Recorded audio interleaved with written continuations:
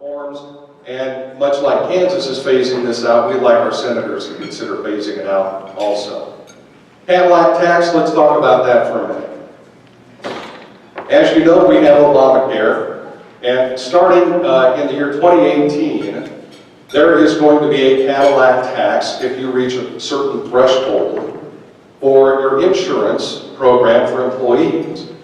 Well, that's not just for businesses, but that also applies to government bodies and government entities. What we're funding right now is Omaha and the state of Nebraska have not determined what their Cadillac tax is going to be yet, but the city of Lincoln has figured the cost at $700,000. So why do you care?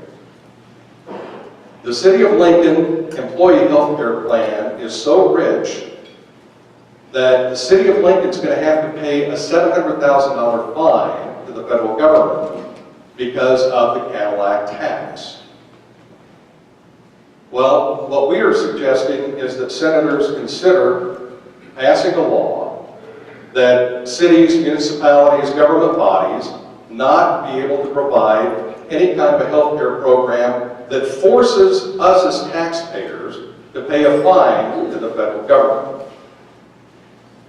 I want to talk about school and education for a minute. ACT testing we think is vitally important as a way to compare to other schools, other school districts, other schools in our state and across the country as well. Right now, 16 states currently require all students to take the ACT. In Nebraska, we have something called NESA. It's a state-run program for gauging how our students are doing. The problem is nobody else in the country uses NESA except for the state of Nebraska, so we can't compare with other states. We have done a pilot program here in Lincoln.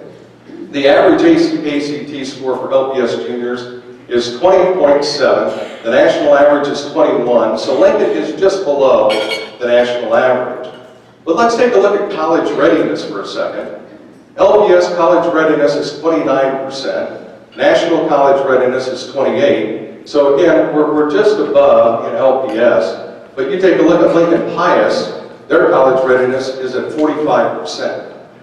So if we make this a state mandate that we'll use one system, the ACT system, and other states that are already doing it, we can now have a comparison within our school districts and across the state and across the country also.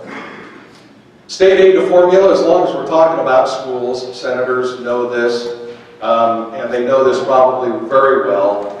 If Lincoln Public Schools levies below $1.05, it will require a loss in state aid to Lincoln Public Schools. That reduction, calculated last year, Lincoln Public Schools just ran a calculation just to see what the number would be. If they lowered our property taxes in Lincoln by $0.015, they would lose $325,000 in state aid. I'll tell you why you care about that.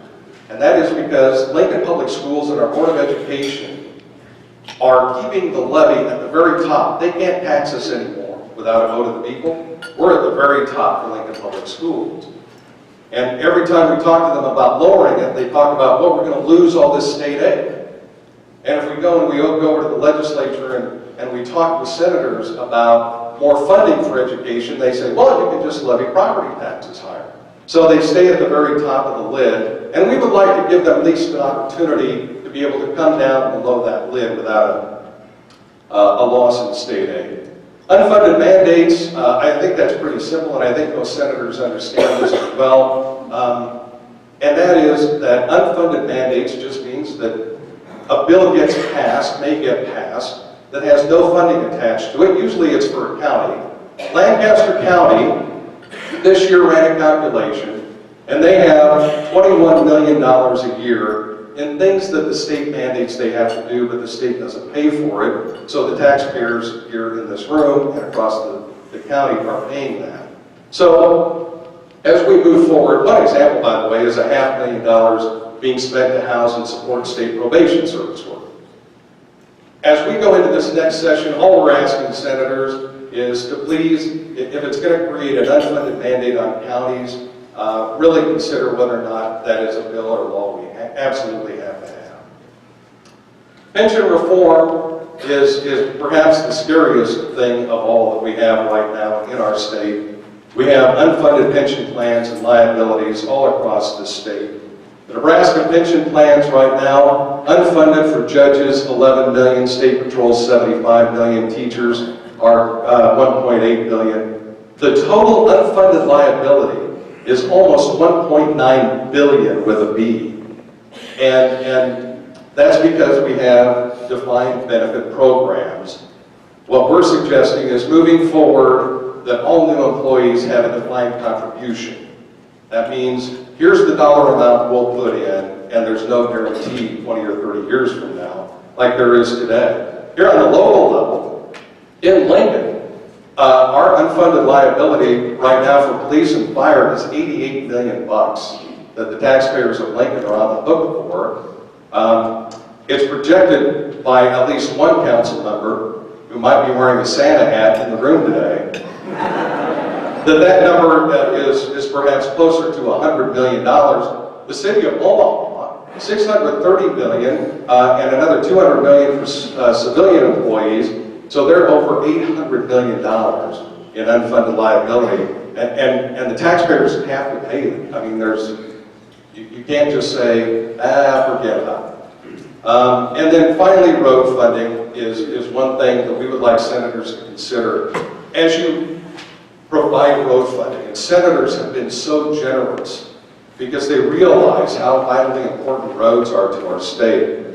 But as you consider future road funding, a bill might be in order to say that if we give cities, because the state gives us as a city, they give us road funding, you have to spend it on roads.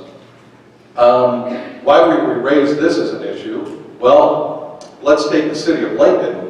Our new capital improvement program, which is online for anyone to read, currently allocates $3 million for sidewalk maintenance and repair. Out of that sidewalk, $3 million for sidewalks, they've only identified where $1 million is going to come from, and that $1 million is going to come from highway allocation funds. And you may say, well, Kobe, you guys are a business organization in here. Go tell the city to spend their money on roads and not on sidewalks. And believe me, we have. But it may be an issue where this is perhaps occurring in other communities as well in the state. But we think it's important as well that when you give those valuable road dollars to cities and municipalities across the state, that those actually go for roads. So with that, that is a quick presentation on some of the things that LEVA is looking at going into this next legislative session.